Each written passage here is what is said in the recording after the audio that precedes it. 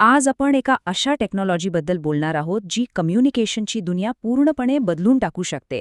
भारतानं या क्षेत्रात एक मोठी झेप घेतली आहे आणि ती नक्की काय आहे? चला पाहूया.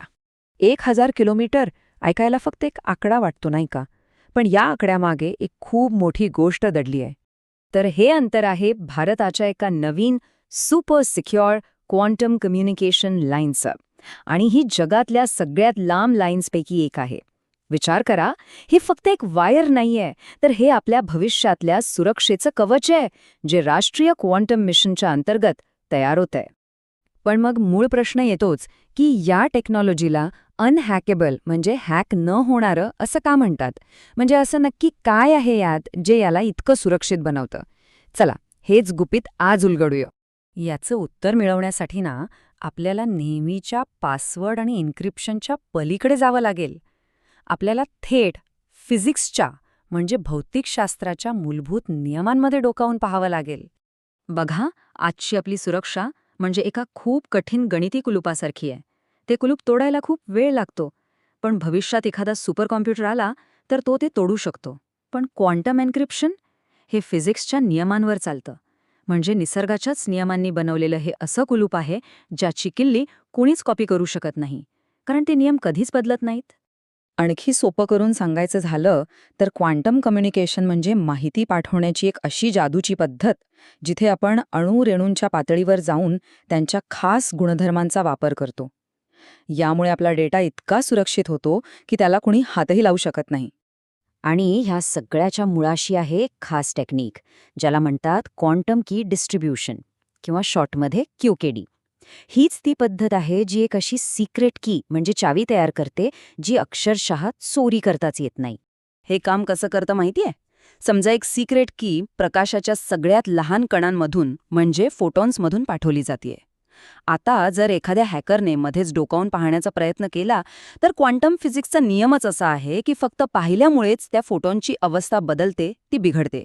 आणि हा जो बदल आहे ना, तो लगेचच पकडला जातो. मग काय, ती की लगेच रद्द केली जाते आणि एक नवीन सुरक्षित की तयार होते.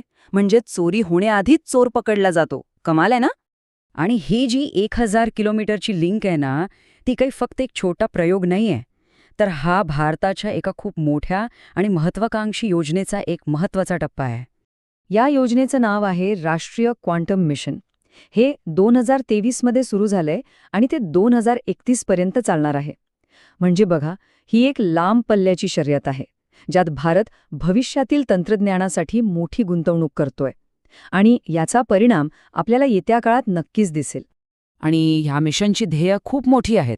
फक्त सुरक्षित कम्युनिकेशन नाही, तर मध्यम आकाराचे क्वांटम कम्प्युटर्स बनवणं, सॅटेलाइट्सच्या मदतीने 2000 किलोमीटरपर्यंत क्वांटम कम्युनिकेशन नेटवर्क तयार करणं, अतिशय संवेदनशील सेन्सर्स आणि इतकी अचूक घड्याळं बनवणं की ती अब्जावधी वर्षात 1 सेकंदही मागेपुढे होणार नाहीत.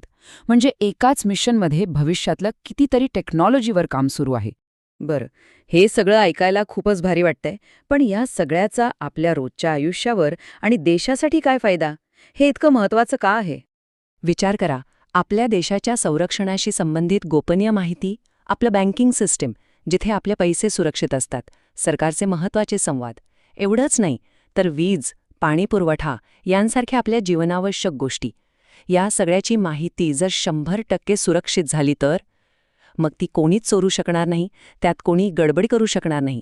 हे तंत्रज्ञान आपल्या देशाच्या या सगळ्या महत्त्वाच्या क्षेत्रांना एक अभेद्य सुरक्षा कवच देणारे. हेच वाक्य या तंत्रज्ञानाचं सार आहे. कोणीही तुमच्या कम्युनिकेशनमध्ये डोकावण्याचा प्रयत्न जरी केला तरी तो लगेचच पकडला जाईल. काहीही लपून राहणार नाही. आणि हीच आहे क्वांटम सुरक्षेची खरी ताकद. जगभरात क्वांटम तंत्रज्ञानाची ही शर्यत आता खूप वेगाने पुढे जातीये. मग विचार करा, असं जग कसं असेल जिथे आपलं बोलणं, आपली माहिती, आपलं सगळं काही खऱ्या अर्थाने सुरक्षित असेल, जिथे डिजिटल हेरगिरी किंवा डेटा चोरीची भीतीच नसेल. असं जग प्रत्यक्षात कसं दिसेल? हा प्रश्न आपल्याला भविष्याचा विचार करायला नक्कीच भाग पाडतो.